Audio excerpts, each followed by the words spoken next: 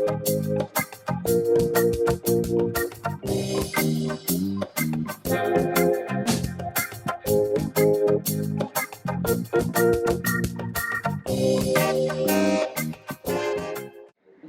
to Reconnecting Africa.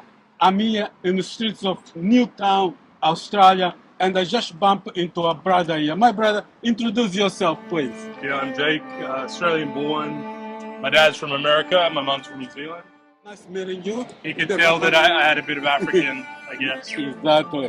We are reconnecting Africa. Yeah, we're trying to reconnect the lost people of Africa because, as you know, a lot of people left Africa for a lot of reasons. Some through slavery, and some left even Africa before the white men went to Africa. You know, I'm talking about people that they settle now in Pacific, and a lot of people we found out that a lot of them they were not from Africa. I was born and raised in Sydney. Yes, and yes. Yeah, I mean it's been interesting. Yeah. Like obviously, you always stand out if you have dark skin. Here in Australia, we have long-standing issues with the Aboriginals. You know, they've been persecuted, they've been downtrodden for a very long time. So if you're Aboriginal, you get treated differently. But even if you have dark skin, like you're treated as something different to everyone else. Sometimes it's not always negative. Sometimes, like, I know people think you're cool because you're black, or they want to connect with you because you're different. But of course, it comes with stereotypes. You know, people might have a lower amount of trust for you. They see you and they think maybe he's dangerous, maybe he's aggressive, or something like that. So yeah, you know, having different color skin or having African features changes your experience here. And you also, just in terms of media representation, you don't see people like yourself on screen. You know, I remember I used to watch like Home and Away and Neighbours and, you know, all these Australian shows, and I never saw anyone that looks like me there. Even though I'm born in Australia, I've lived here, you know, and I consider myself Australian, you don't see yourself in the media. Wow, man. So you're telling me that Australia is not there yet? No, I don't think so. I would actually say I think New Zealand's more progressive in terms of, for example, the way they've recognized the Maoris, and they've shown more respect in general, or at least like they've made more steps towards showing respect for the Maoris. We don't have that here in Australia. It's starting to change, maybe in Sydney and Melbourne and so on. But yeah, I mean, in terms of Aboriginals, we have a very long way to go. In terms of dealing with people of African background, I still think that there's a long way to go. It's a hard situation though, because people are just used to people that look like themselves. So when they see people that look different, they're naturally afraid, or they're naturally they feel like there's danger somehow. And this is a big gulf that we have to try to close. When I see you, I see an African face. Have you been to Africa? I haven't been to Africa. Okay. I was saying I've been to Morocco, but I don't think it's really Africa. Okay, you didn't feel like Africa in Morocco. No, I mean, I think, yeah, I didn't see many people that looked like me in Morocco. Yeah, my sons, I won't put him on camera, but sure, no. You know, maybe one day we'll do a trip and like really try to. Sure. I know you never been to Africa. When you think about Africa, what comes to your mind? I mean, if you want me to be honest, be honest, bro. Based upon like the media representation, the news that we hear about, for me, Africa sounds like a place that has a lot of division. It has a lot of economic problems with exploitation, problems with internal conflict.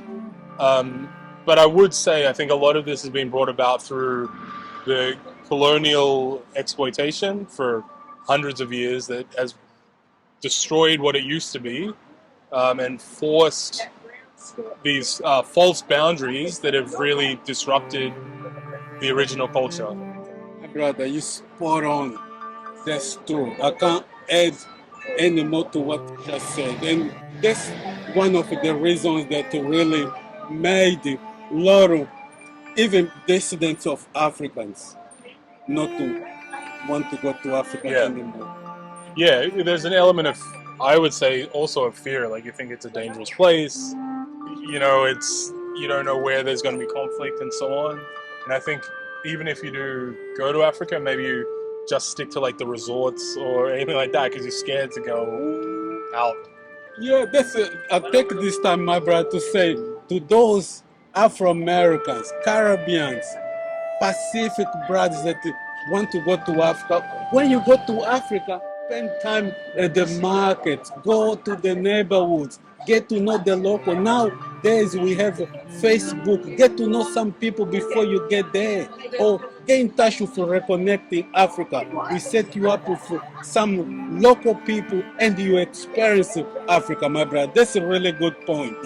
So what's your message to your African brothers, even though you don't know them well, but I know some genes of yours you found in Africa. What message to them? I mean, for me personally, I'm more about like humanity in general. So even though we know that we have different cultures, we have different colors, we have different genders, etc. Like, first and foremost, everyone's a human being. So like, always try to have respect for yourself, have belief in yourself, and don't let stereotypes kind of drag you down. So we can always like move beyond those if you live with integrity and truth. Yeah, if that makes sense. So. Not making use. Yeah, because then you were told so often through stories and the media that we're like dangerous or bad or stupid or lazy, etc. And it's hard to break out from the stereotype to believe in yourself and to know that is a false representation. It all comes down to the individual person, and you know, we can't let the stereotypes drag us down, even though it's hard. Like, you know, the persecution can be hard for people, or you know, the economic circumstances, the lack of opportunities. Like, it can be difficult, but we have to like move the boundaries. You know? Thank you, my brother. Thank you so much. I know you got the little boy there, the little Afro there sitting there. I can't film him here. You have to go, my brother. Before you go, do you have any word that probably you want to say? Something that probably I didn't ask you, something? I don't know. I just, once again, I think we should practice like truth and love. We should try to have respect for people and hope that they have respect for us. Yeah. Yeah, and it applies across cultures. Like, we can move beyond these restrictions if we just like live with more integrity and love. I think that's. Thank you, my brother. Thank you, my brother. I really appreciate it. You're welcome, man. This was a conversation with Jake. His father is American. He's our brother. It was nice to bump into him. Nice meeting you, man. See you, my brother. See you. All right, dude. See you, man. Until next time, I'll say reconnecting Africa. Time to reconnect our people. See ya, my brother.